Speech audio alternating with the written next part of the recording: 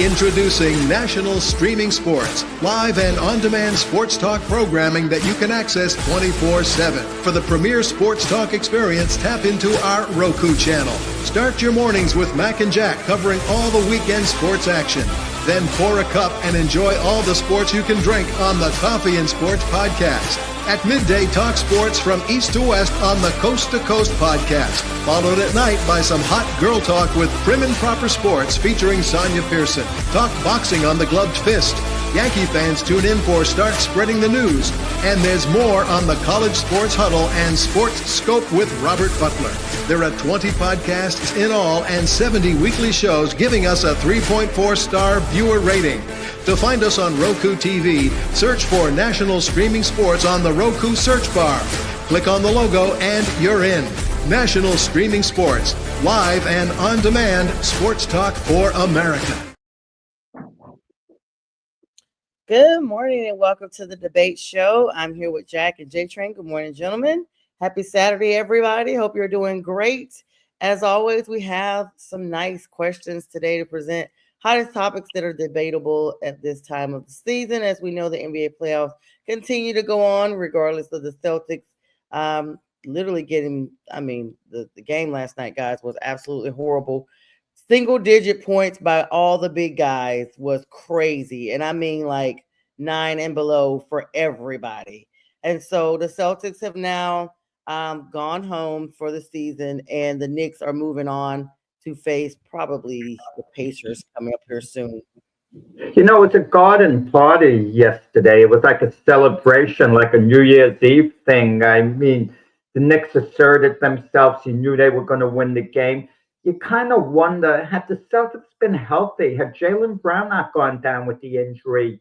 And let's say Porzingis had been healthy. In all likelihood, the Celtics win, but you get the feeling it still would have been a long series. It wouldn't have been the Celtics in 4 or 5 games, the way a lot of people were saying. Even had Porzingis and Tatum been completely healthy, it would have gone to the limit. Perhaps 7 games the Celtics would have won. Maybe not. Maybe the Celtics were getting a little long in the tooth, even with a healthy Porzingis and Tatum. Because don't forget, if the Knicks were up 2-1 and had a 7-point lead with 3 minutes left in the 4th game when Tatum went down with the injury. So I don't want to hear they won because Tatum went out, because they were leading the series and they looked like they were going to go up 3-1 at that point anyway. I agree. I think the Knicks they smelt the blood in the water. They just knew it wasn't, like you said, before Tatum went down, they were still up, and they had a lot of grit. And you have to credit that their coach. You have to credit the trade for Karl Anthony Towns. And I just think that put them over the top, and they hadn't been to the conference finals since 2000. So they smell it. I wouldn't be surprised if they go on to win a championship, but we'll see. You kind of wonder, and even the commentators were saying, you have like a 32-point lead with 8 minutes left, and your starters are all in there. Yep. And you think you want to kind of rest them a little bit, despite the amount of days off you have between that and the Indiana series. And I know you want to lock up the win for sure, but come on, you have 32 points. Okay, let's say the Celtics cut it to 22 points. Then you take out your reserves, you put in your starters again. But there's this unofficial code in basketball that it's a complete humiliation once you take your starters out and then have to rush them back in the game. There was no rushing back in that game last night. No, it could have been if you put in your reserves when you're up, like, let's say 32-34, and then the Celtics cut into the deficit somewhat. Maybe it wasn't enough time left on the clock. 8 minutes is not significant enough. They were at one point, I believe, 40 points ahead. It was crazy.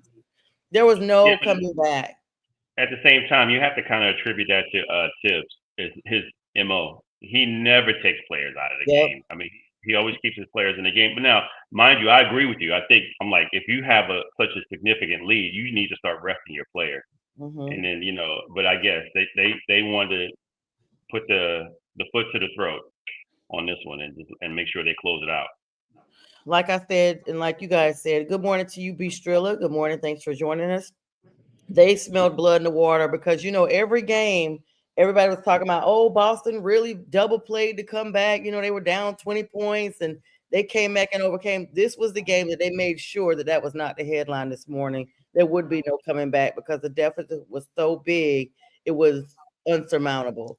So of course, congratulations to the Knicks. Like Jack said, it was literally looking like New Year's Eve down there. The crowds that they were showing, Madison Square Garden party, I'm sure they are absolutely excited and will continue to be so. Let's get into these questions. Let's start NBA related, actually. The first question we're going to go with: which team is under more pressure to win Game 7 now, the Nuggets or the Thunder? This, of course, is the remaining Game 7 here coming up between these two entities. Which team do you guys think is more pressed to win this tournament, this series? Well, you could take it, James. Sure. I'm going to say OKC. I think the Thunder are under more pressure. The Nuggets have already won a championship. They've already shown that they have playoff pedigree. And I think the Thunder, they're trying to get to where the Nuggets have been. And you have when you're considered a player to be MVP caliber, you got to start winning. And I'm talking about SGA. Shai Gilgeous-Alexander is definitely MVP candidate. He was last year. He's potentially going to be an MVP this year. You got to win. I remember early on, like when LeBron was winning MVP, Cleveland was not getting over the hump, though. They had teams in their way. So this is the pressure, I think, is more on him to win Game 7. They're going back home. They have the home field advantage, quote unquote. But it looks like the Nuggets and Jokic and the Nuggets have nothing to lose. They lost their head coach. They lost their GM. Had a lot of strife amongst the team with internally going on, and yet here they are on the brink of getting to the Western Conference Finals. And so they have nothing to lose but everything to gain. I think for the most part, OKC has the most pressure on them to win because the Nuggets look like they want to win as well. And it's Nikola Jokic is a very difficult player to handle.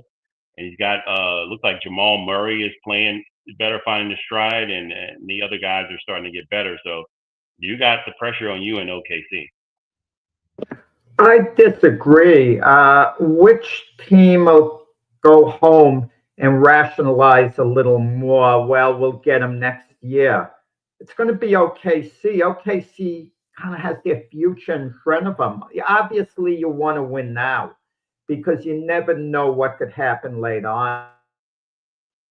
Teams that you think have this great future ahead of them are going to do this and going to do that, and it doesn't work out. And then the window kind of closes on them. I could, relate to that with the New York Jets in football a couple of years ago. People were talking Super Bowl with Aaron Rodgers, and now the fans will be thrilled if they just get to the playoffs and get bumped in the first game. That would be considered a successful year, where a couple of years ago would have been considered a failure.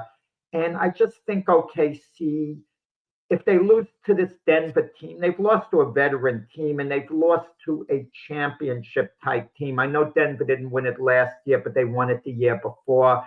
And I think this is kind of the last shot for Denver, nearly. I'm not saying the window is going to be closed next year, but it's gently declining at this point. And Jokic, how much longer is he going to be this great?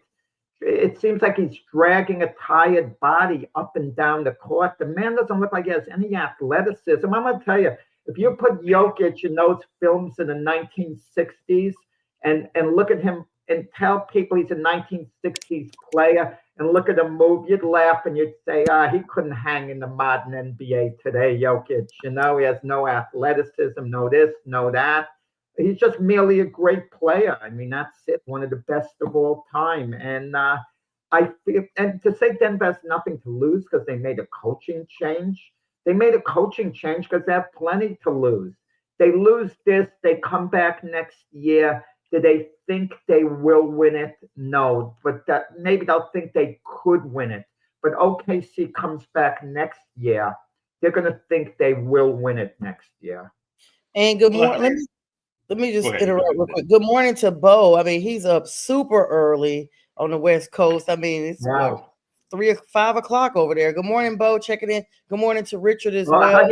how do you know it's up early? Maybe it was up all night. I mean, Well, maybe yeah, he never went to sleep. yeah. So you don't know. I mean, Good morning to Brent as well. He's saying good morning. 2 storms in 2 days, but got lucky and didn't lose power. And good morning to Monkey to Faded. Matter of fact, guys, it just started thundering over here really bad. So hopefully I don't get cut out. It literally just started. Good morning to everybody joining us. I want to just join in real quick, JTrain, before you rhetoric on that. I wanted to basically say, if you're choosing between both of these two teams, the first thing is you're going to look at is the differences of these teams have gone through the regular season. For me, the fact that Denver has the new coach, the new GM, it literally makes you mentally count them out from the onset. Like, okay, this team's going to go through some issues. They got here, but now it's rubber meets the road for real. But this shows actually that they're more resilient. The fact that they have gotten where they are under a new administration, go figure. Even though they still have, I feel that Jokic is the common denominator there to hold everybody together. He's the one that's basically making the behind the scenes coaching and calls and whatnot to keep the players congealed as a unit. And because of that, because of his veteran status, no matter how you look at it, you have to look and see that this team is a fighter. This team is determined to be there. And so if my question hinges on that, OKC is going to have to work even harder to try to prove that they are not supposed to be there, because you have a team that is kind of like the equivalent of, kids that have gone through a lot of things to get a family, foster kids or what have you. They are more resilient because they know what it's like to be without. They know what it's like to go through changes. They know what it's like to seek out the best. And so in this situation, I feel like the more pressure is going to go to the Thunder, because the Nuggets have already proven that they can operate under pressure. Exactly. That's my point in bringing that up is that, first of all, OKC is ranked number one. They're the number one team. You're supposed to be the players that are favored to get to the championship. And right now, I don't think that that I'm not saying they can't get there. I think they can. They look like they're the better team. I mean, it's just, but both teams. I thought the series was going to go great, and I think the Nuggets were very good. But I think still at the end of the day, looking back at the situation that happened, most teams that can like Sonya said, they can break a team or make them. They became very resilient to show you that they're resilient, that they've gotten this far without their original head coach and their GM. Because again, there's a lot that can go on with that behind closed doors that can just break a locker room. That'll just tear it down. And it didn't. And you got to credit the coach that they have now and give them a little bit of credit, and also give the players credit for being where they are. So to me, they have nothing to lose right now because again, they're not the number one seed. The number one seed is OKC, and they're the ones that have the advantage, and they're going back home, and they're playing at home. So you have the pressure on you to win at home. You have the advantage. If there's a home field advantage there, you should be able to win. So the pressure is more on you. If right now, and looking into the future, like you said, Jack, if you said looking at Jokic, looking at his body not being the greatest, but again, how many MVPs has this guy won? He's, I think he has an opportunity to win maybe a couple more. I'm not saying that Father Time doesn't destroy you at some point, but he's still playing. Looking at him, he hasn't dropped off a beat. And so I think the biggest thing around him is just whether or not his players around him, he makes his teammates better. It's just obvious. At first, I wondered, like, who is this guy? I mean, a few years back, who is this guy that they're talking about, and why is he like a great player? When I look at him, off first look at optically, he doesn't look like the prototypical big man that should be playing the way he plays. I mean, even when he shoots his 3-pointers, it looks like a grandma shooting 3-pointers, and he makes them nothing but net. Like the ball is falling into an ocean. It's just incredible. So I don't think he's going to drop off anytime soon. Again, but at this moment, because of the situation where they are for this season, I think they don't have as much pressure on them because of the way they're playing and how they've gelled and how they've overcame whatever their situation was before the playoffs. Good morning. What are you talking about, Denver exceeding expectations? They were expected to be there. No one thought OKC was going to beat them in 4 or 5 games. Denver's a championship team from a couple of years ago. They have the same cast of characters. They would have done the same thing with Malone that they're doing now. Denver just hit a little slump during the year. The reason they moved on from their coach and GM was because if there was so much arguing within the organization, it got to the point where it was out of control. Denver's got this pedigree, Murray, Gordon, etc. You know, even your guy, Russell Westbrook, off the bench at times, he gives them a big spark. I mean, they were expected to be here. They were expected to battle with OKC tooth and nail. I don't think anyone's surprised this is in it going 7 games. It was more or less expected it was going to go down to the wire. So let's not give Denver credit. Oh, they exceeded expectations. They haven't exceeded anything. Even if they beat OKC, they haven't really exceeded expectations. They went into that series with a 50-50 chance. I mean, who needs to gain more? That's the thing. Which franchise is it more important to at this point? And I think, you know, we could debate it back and forth, and you make a good argument saying it's a little more important for OKC. I respect that. I just think OKC has a little more of a future ahead of them as opposed to Denver. And for that reason alone, I think Denver needs it a little more because this could be their last great shot at winning a championship. And we know OKC is going to be in the mix next year. We know that. I don't think we could debate that they'll be in the mix, you know, to win the NBA championship. Denver, maybe they'll be in the mix. That's the difference. OKC will, Denver might. I mean, I want to close out as we get removed to the next question. Very good dialogue there. I will say this. If you look at Denver, the fact is for one reason, let's see, Richard says Gordon is questionable for Denver. Let's get to that. The Nuggets are actually led by the best player in the world, guys. I mean, arguably, Nikola Jokic is a dominant center, triple-double threat in basically every right, in exceptional scoring. He rebounds really well as just makes plays that we don't see anybody else make. And he has that dynamic shooting guard, Jamal Murray. Even though Richard said he's questionable, I mean, he's very versatile with Michael Porter Jr. And the fact that they have Aaron Gordon, their forward, that's very athletic. Then they have, like you brought up, Jack Russell Westbrook, who's the vet on the team. So he brings a lot of experience and energy from the bench itself. The bench is very important because sometimes it's kind of like reinforcing those vets that you have out there or those starters. Either way that you have out there, your bench is your main support as far as being able to alternate in and out and give rest when needed, which we see doesn't happen on certain teams. But for this one, I want to bring that to the attention of that. Then, of course, on the other side, you got SGA that everyone's talking about. He's got to basically stay in the outlight. He's got to stay on his top performance during this. He's been making a lot of crazy plays that we've seen in clutch times, and he's gotten it done.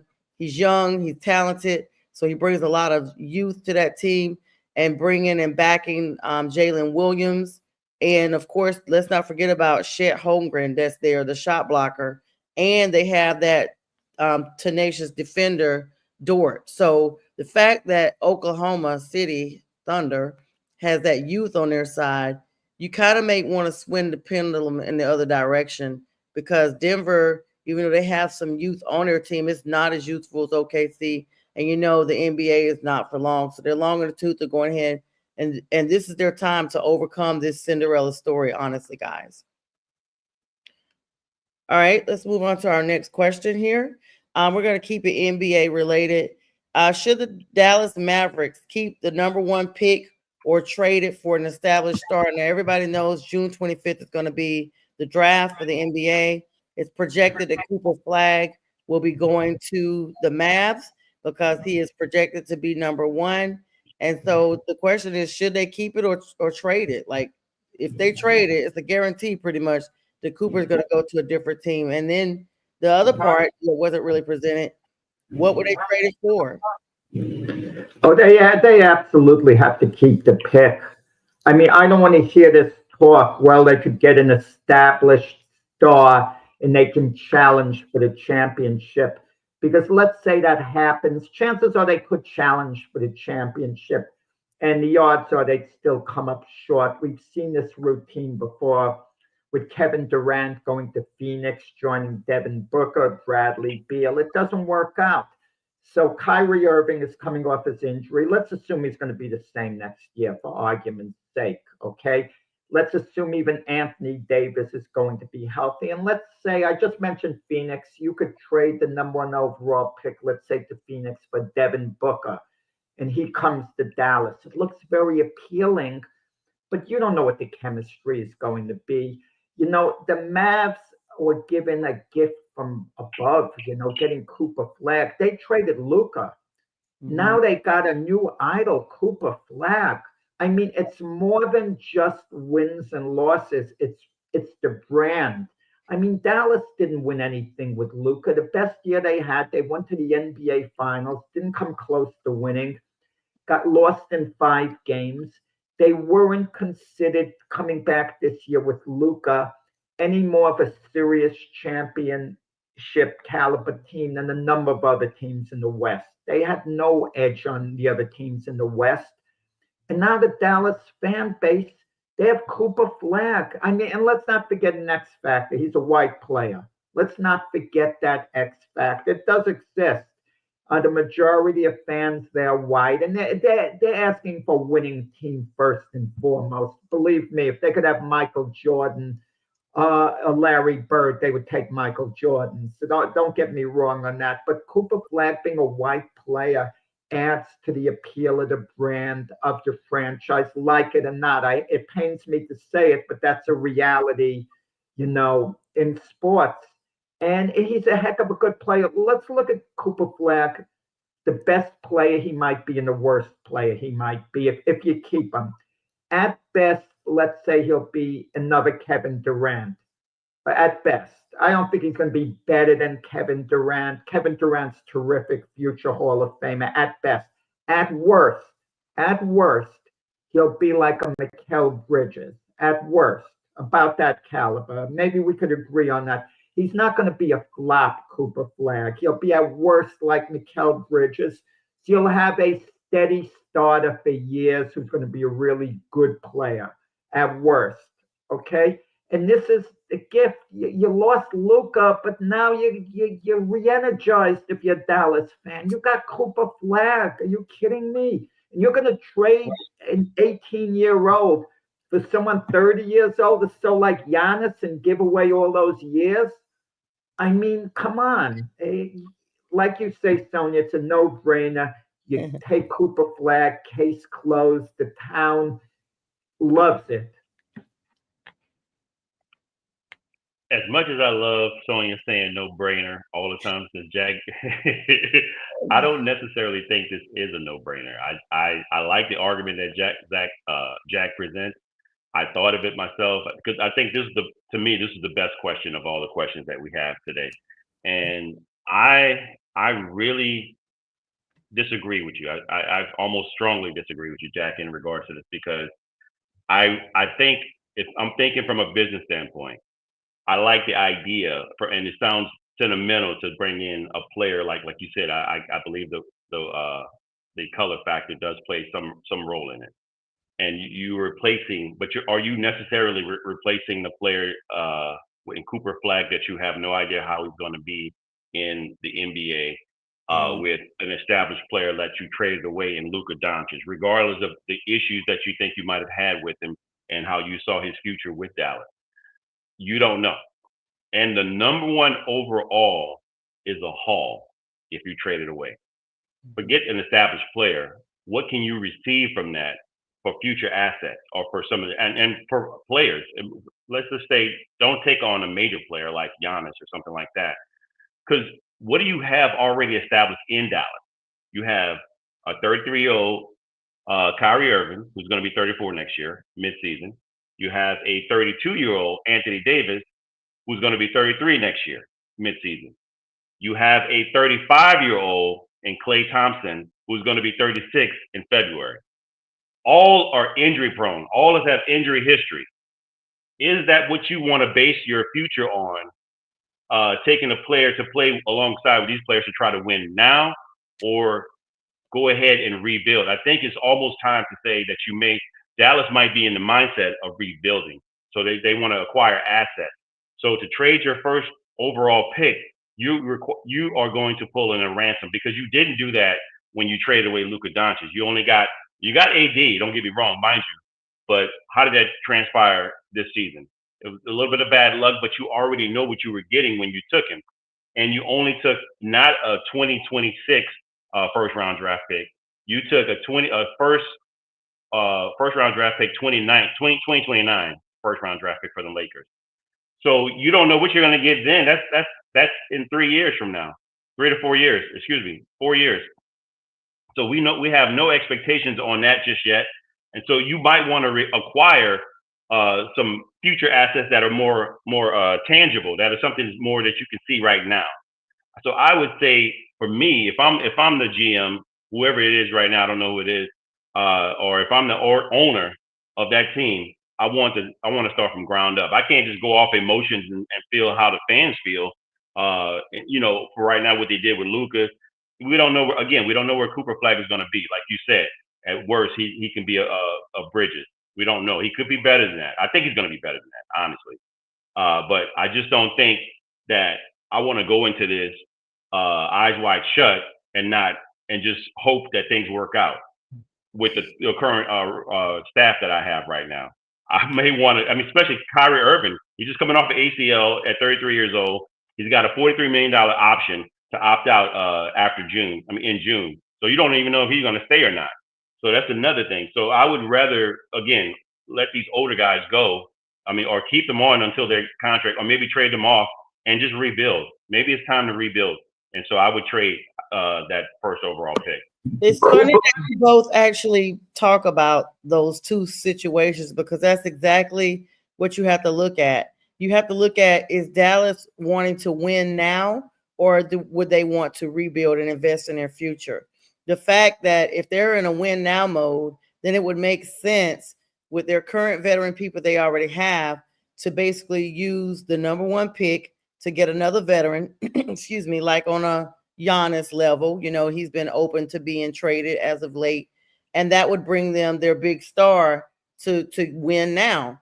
But if they're committed, like you were talking about, the injuries that are already on that team, to a long-term rebuild, and they're like, you know what, our veterans are getting tired, our veterans are getting injured, then we've got to start looking at our future.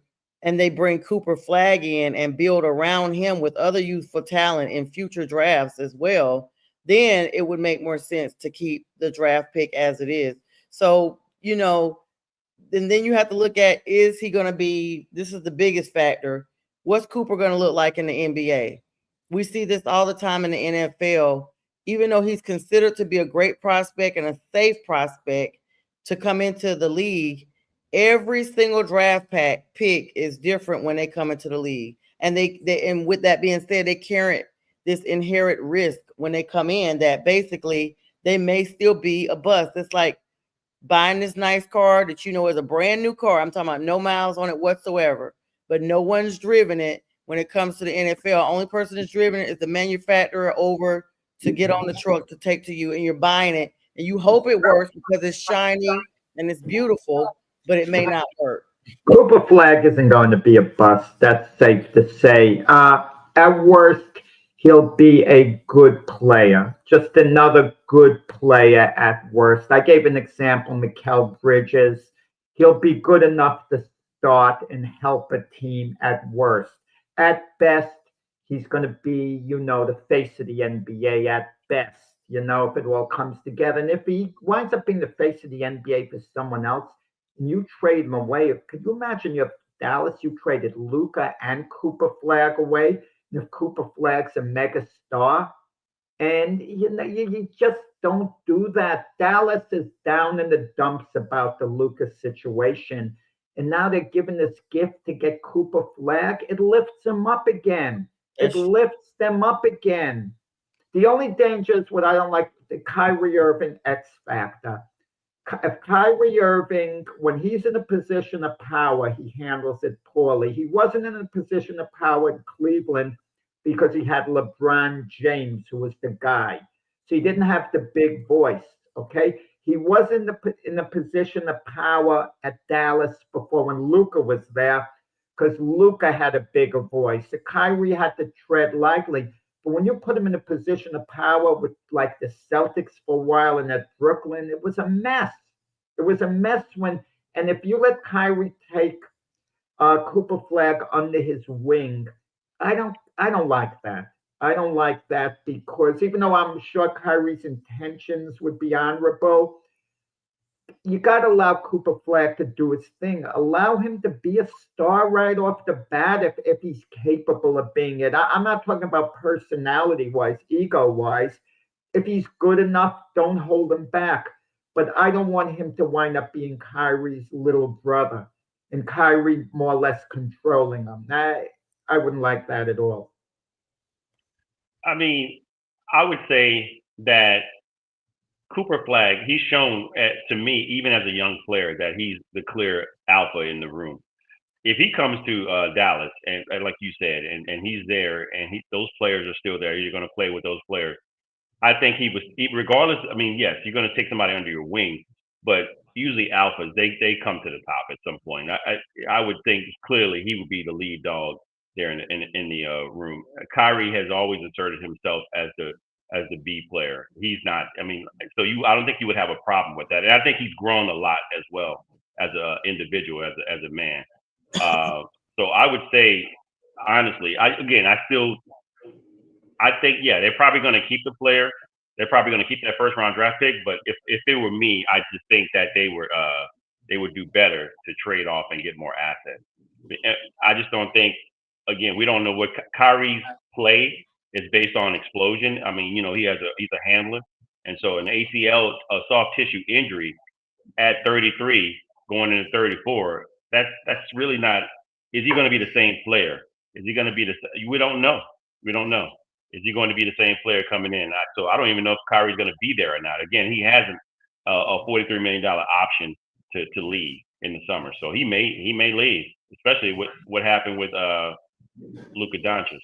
I'm pretty sure he loved playing with Luka, and you could tell it was a great thing. So that changed everything. And him and we don't know what Kyrie was thinking. We don't know at all. Kyrie might be very close. He could have been lying, but he's verbalized it, at least that. Oh, well, listen, and he might love Anthony Davis, and if Anthony Davis stays healthy, he's going to be arguably more of an asset to Dallas than Luka.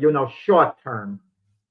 Short term, but I mean, again, if to me these are all ifs because I'm going off their history. I'm going off Klay Thompson's history. I'm going off not Luka, but Anthony Davis and Kyrie Irving, all injury-prone players, and they're there on the team. If I'm looking at this as a whole, do I want to break this up? I mean, yes. I mean, you can see the first year didn't work out. Why? Because of injuries. It didn't work out because of injury. Both those players. Klay is the only one that was, luckily enough, I'm glad he didn't get hurt. But yeah, he didn't sustain any major injuries, but the other two did. And they had opportunities. If they stay on the field, they are formidable. They are great. But it's a big if. Do you want to risk your future on that? And so to me, I think you blow it up, and I think you rebuild. Okay, great debate, guys. Before we go to our next question, we got to take a 1 minute, 30-second break here to give a shout out to the Huddle Sports Network, who are also on their network. Give us 1 minute, 30 seconds. We'll be right back.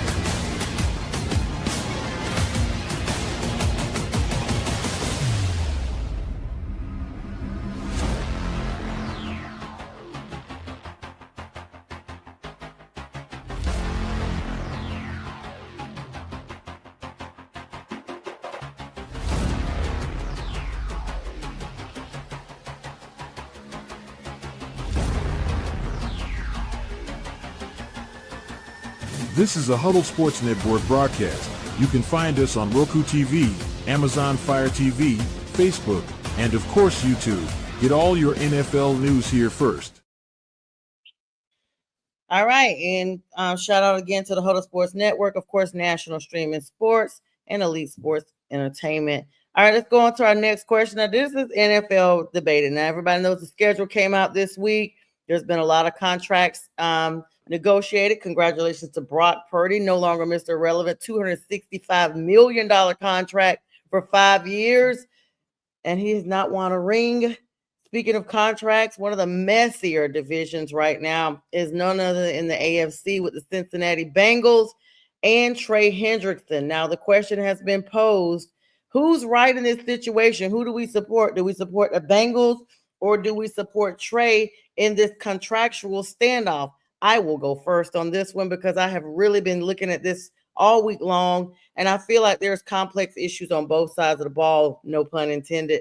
If you look at it from Trey's perspective, he's put up these numbers. He was promised 17 and a half sacks, leader of the league last season, before he was comparable with TJ Watt, who was neck and neck with him the previous season with the same amount of sacks. But listen, he says, listen, guys, the Bengals told me if I put up the numbers that they would pay me, and I do not like what they're paying me. And so, as they say, I'm out. Well, in March, the Bengals go ahead and tell him, you know what? Find somebody to trade you, and we will agree with it. Now, Hendrickson's going on social media and everything. He's basically telling everybody the Bengals are not talking to me. There's no communication with my agents or them. However, they have contacted me and said, guess what?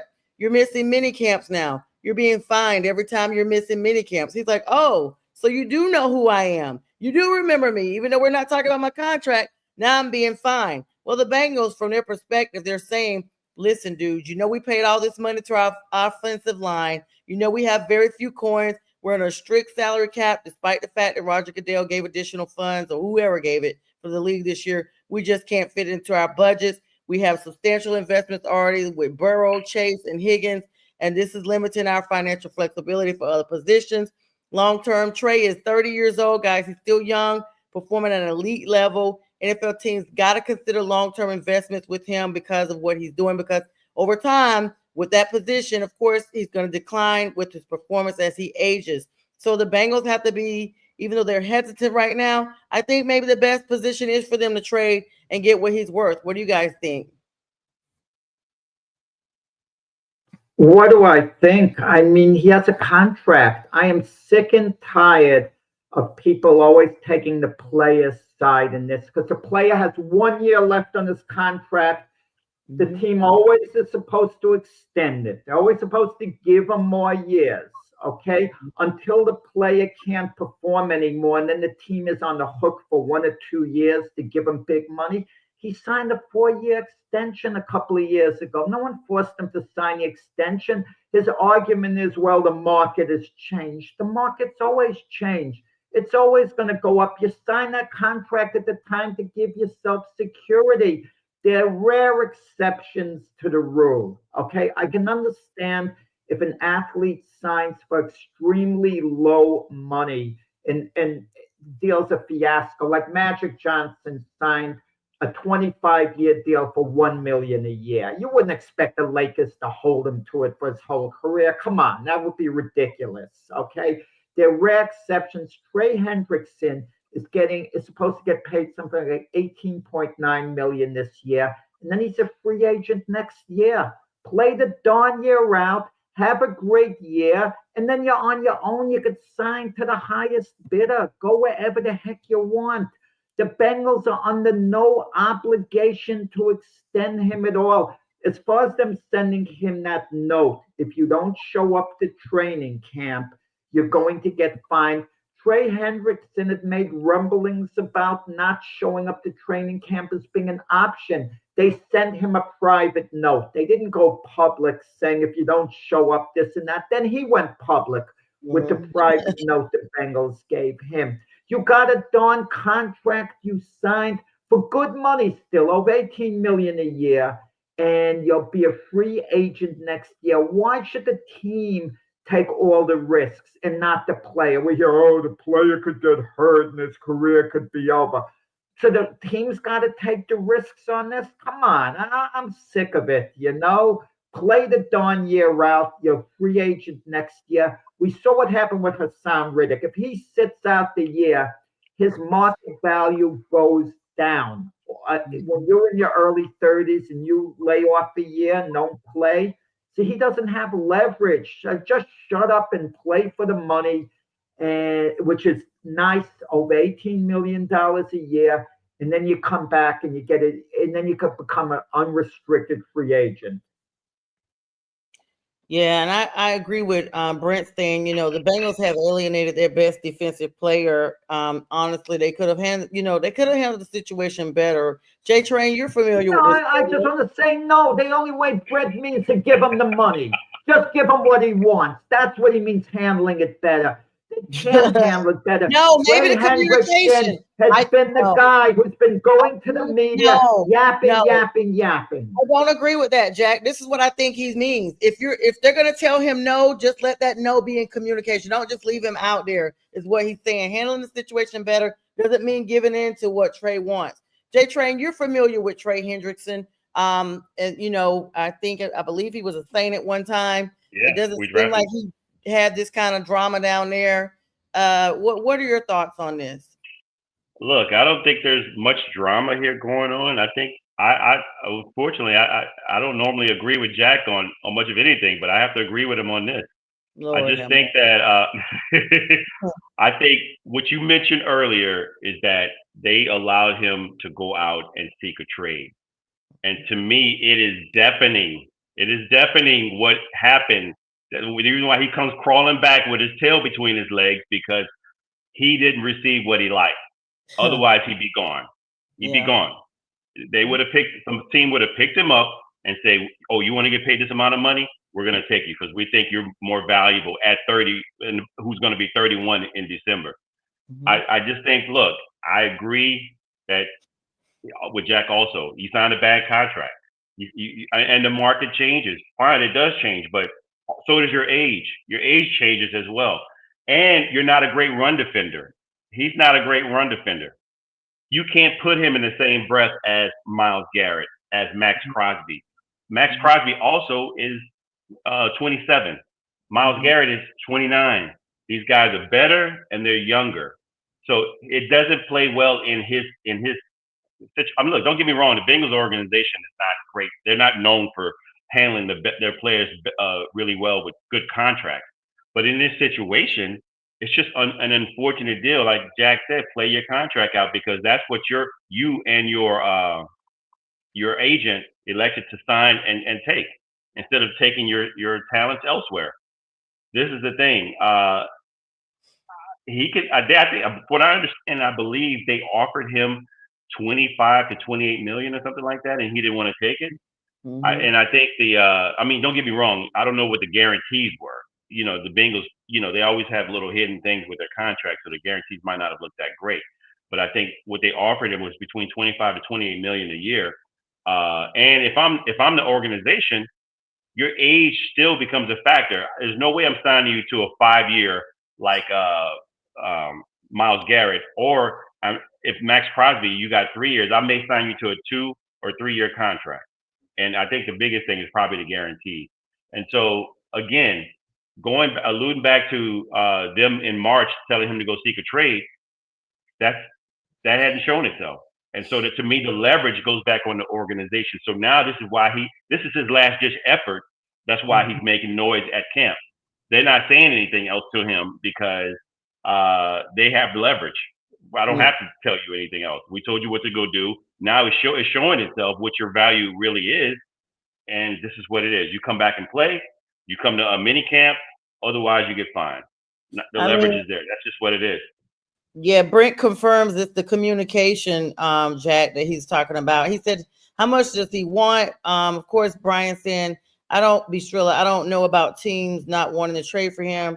JTrain and the Colts were interested, and now the Bears are interested. Hang tight real quick, because I know JTrain's got something to say on that. I want to just insert this, Jack and JTrain, before you guys talk further. And B Strilla agrees with you, Jack.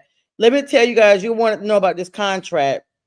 He signed a one-year contract extension worth $21 million in July of 2023, which effectively amended his original 4-year, $60 million free agent deal he signed in 2021.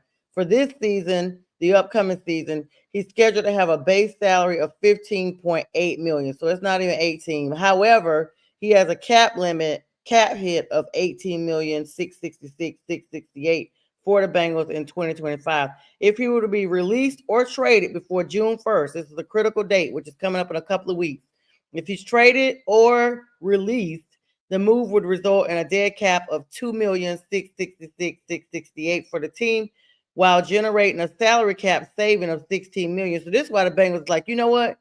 Kick rocks if you want to, because we need the money. We need this money back. Like, we are at our limit. We don't have any money for our defense. Please find somebody to pick your butt up.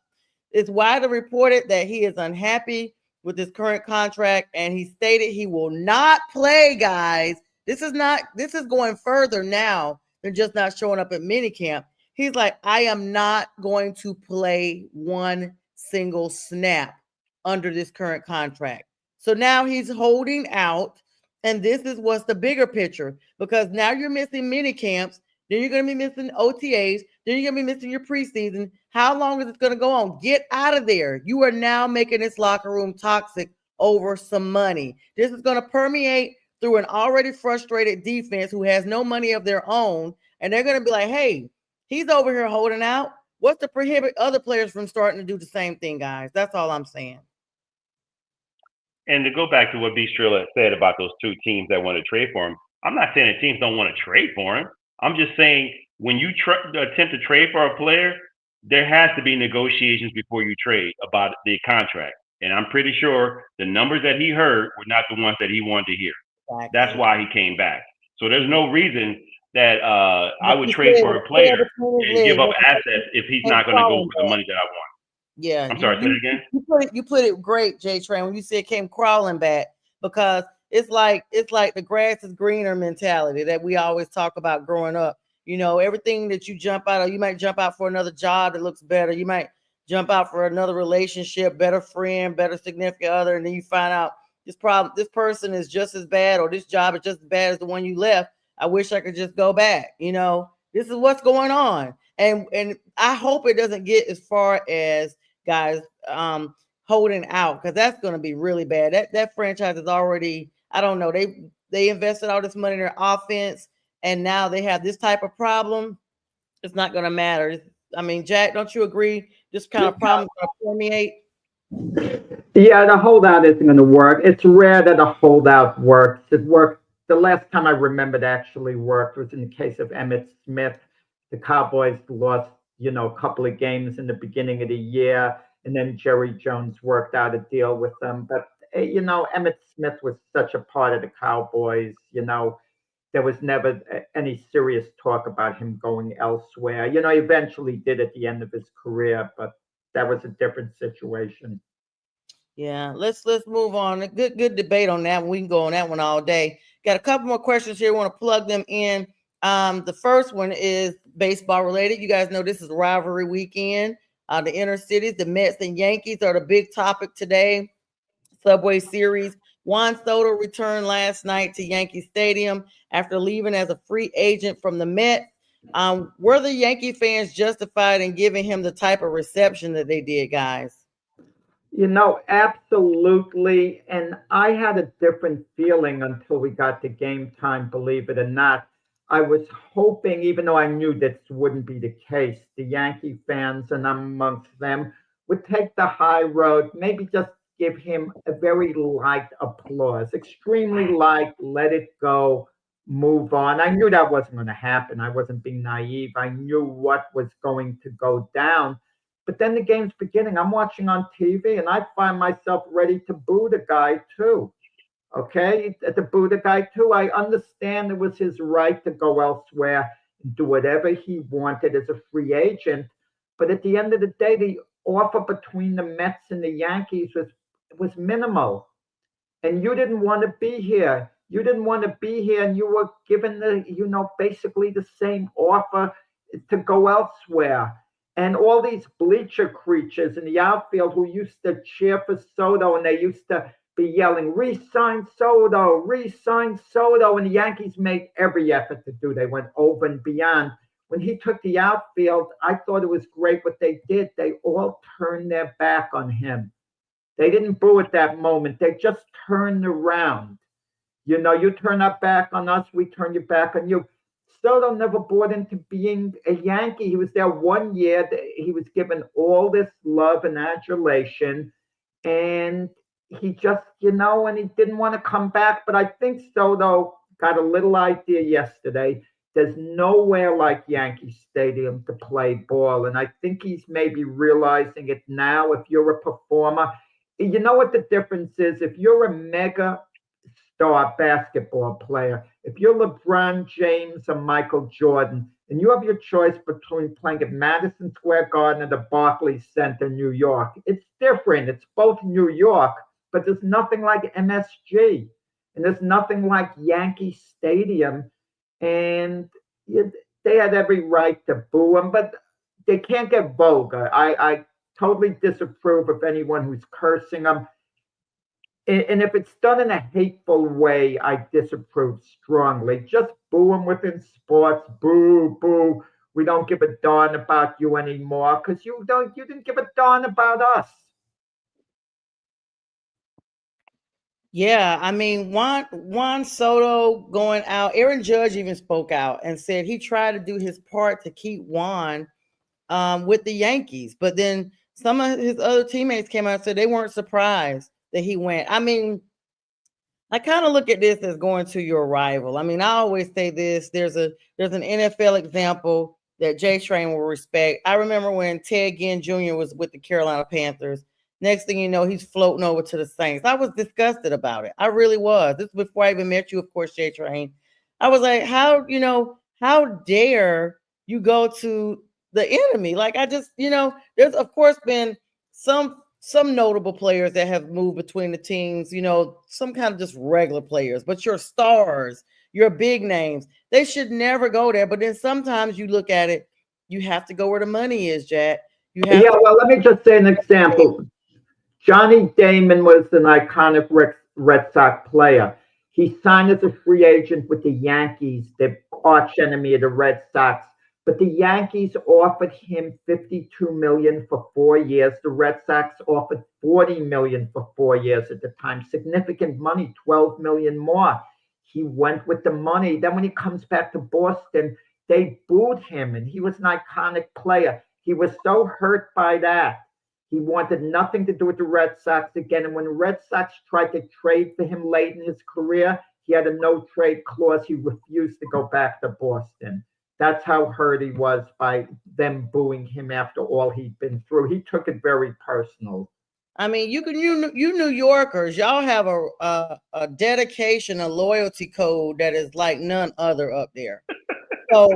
So basically, it's like literally you cannot even write it. No matter, even if he was to go turn around and come back to the Yankees, then the Mets would look at him crazy. Like there's no win situation anymore. JTrain, what are your thoughts on this? I think the fan base is goofy. I think you're turning your back on the man that helped you get to a World Series that you hadn't been to in a long time. I get booing. That's just a part of the game. But I mean, give somebody an ovation when they first come in the game or show up. Then you go to booing. But the whole game, they gave him the business. But the turning of the back to me is just like, okay, come on, man. Okay, he turned his back on you. Let's get into reality. Like turncoat. I mean, I don't know, Jack. What did the Yankees offer him? Did they offer him the same amount of money? In the high 700s. $702 million. Okay, so and what did he end up getting? 780 or something like that? No, it's more. The Yankee offer was close. I think the Yankees and the Mets, one of them offered 1 extra year more than the others. The money was minimum. Look in the case of Aaron Judge. He grew up as a San Francisco Giant fan. His wife even showed him a picture as a kid with him with the uniform. That was his dream, to play for the Giants. He became a free agent. The Giants offered him the same money he could have gotten from the Yankees. He stayed with the Yankees. Okay? Listen, no exceptions. Kawhi Leonard. He played 1 year with Toronto, led him to championship. He left because he wanted to live in Los Angeles. That's his hometown. That's understandable. You want to go home to your hometown. You shouldn't boo a guy for that. The Miami Heat fans, shame on them for booing LeBron, for going back to Cleveland. He wanted to go back home. Shame on those fans. But Soto stayed in New York. With the rivalry, New York. the rivalry. Well, I mean, come on. I mean, come on. They're in two different leagues, but I mean, they're still rivals. I guess. Still in the city. It would have been the same if you went to Boston. Any of those teams in that geographical area, they would have booed him just the same. Boston the same way. I just think that's goofy. I just think like the man, he went where he wanted to go. He didn't promise to stay there. He did what he was supposed to. He was a hired gun, and he did what he's supposed to. The numbers are great, and he did what he's supposed to do there. He just didn't stay there. So show some flowers to a person that helped you get somewhere. I could see if he didn't do anything or didn't get you anywhere, but he was a big part of the reasons why you got to the World Series, and he actually played well in the World Series too. I don't know. They just didn't win. I just think that you can boo, fine, boom. I don't have a problem with that, but the turning your back gesture, that's just goofy to me. I just think that somehow if he came back with another team, that would have been another matter, but he's still staying in New York, and it was a letdown. It was a letdown, the Yankees. But also this was drama. All we heard in the media, when he returns to Yankee Stadium, how he's going to get booed. So the fans were like set up for this, like it was a big party to boo him. They were like laughing, a lot of people. It was like fun time, unite, have fun. It was like kind of drama. It was more along the lines of entertainment more than hate. I mean, and to credit him, he made good gesture of it. He raised his hat to everybody, and it just seemed like he knew it was coming as well. So. Oh yeah, I mean, but they turn their backs kind of like the turncoats in the Civil War and all this stuff. I'm telling you, that's what I'm saying. It doesn't matter that they're in two different leagues. The fact that it's the inner city New York, they are making sure that they are heard because they are loud. New Yorkers, as a general rule, if they get upset, they are loud, and they want to make sure that the whole world knows that they are being heard. And Jack, being a New Yorker, we see how he is on the show. So that's why he's like, oh, come on, JTrain, you know that is not true. And so there you have it. So the fact, we love Jack, of course. The fact that this is right up his alley, we had to squeeze this question in. We do not have time for the last one because we're at the minute, and I'm respectful of people's time to go have banter back and forth on this. Any closing thoughts on this question, guys? But no, the booing's going to go on for a while. Juan Soto's a great player, okay? But the Yankees, and he gave the Yankees one good year, the way JTrain said, he was pivotal in them getting to the World Series. But it was a disappointment because the offer was pretty much competitive with what the Mets were offering. So he didn't care about being a Yankee. Bottom line, if he did, the offer was there for him to stay, but he didn't want to. And it's his right. It's his right to play wherever the heck he wants. And I hope the fans kind of cool it as far as he goes. And, and I'm sure he's going to have some great years ahead of him as a Met. Kudos to him. Like Bistrilla says, you got to go where the money is sometimes. Guys, speaking of going where the money is, we hope everybody has a great weekend, relaxing from making the money. And we'll see you guys tomorrow morning on the Sunday Morning Big Sports Show, 8 a.m. Shows throughout today on the Roku channel and on all our social media affiliates. Make sure you catch our re-airs. We hope everybody has a great day. Be safe if you're under all of these storms.